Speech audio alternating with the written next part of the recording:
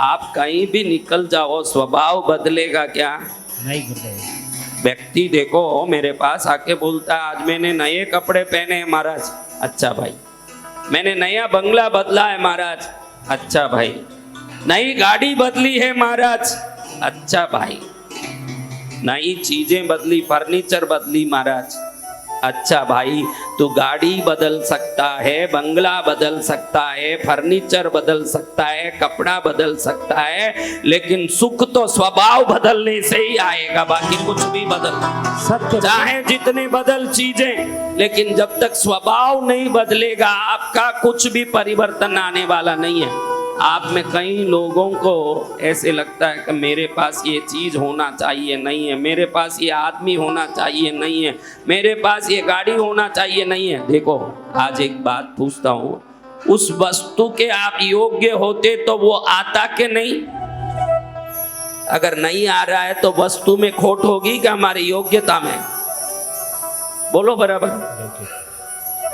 पक्की बात।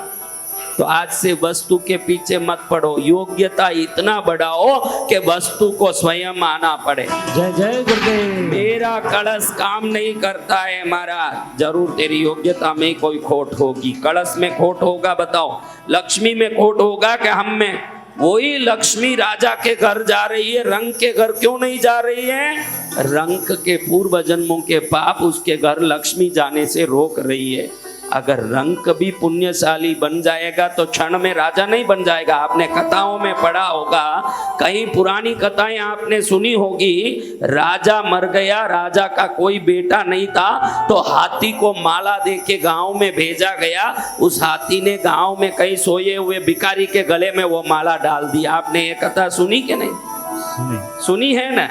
तो उसके गले में माला कैसे आ गई? जब पुण्य का उदय होगा तो भिखारी भी राजा हो जाएगा, ध्यान रखना।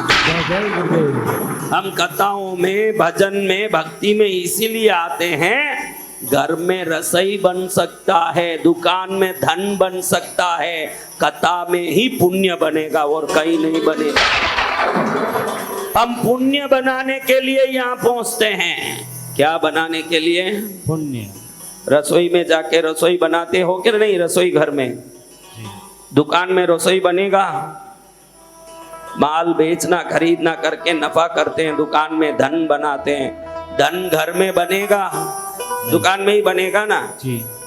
तो पुण्य भी भक्ति जहां होती है वहीं बनेगा। आप आ रहे हो तो अच्छे से दिमाग को स्पष्ट कर लो, मेरे रोज कथा में जाने से, शिव महिमा सुनने से, गुरुदेव के दर्शन करने से, यहाँ पार्थिव शिवलिंग बनाने से, यज्ञ में बैठने से मेरा पुण्य बढ़ रहा है। और जो चीज आज मुझे नहीं मिल रहा है वो पुण्य नहीं होने के कारण नहीं मिल रहा है। और जब भक्ति भजन में भाग लूंगी तो पुण्य इतना बढ़ेगा कि जो जो चीजों की अभाव थे वो सब चीजें स्वयं पूर्ण हो जाए।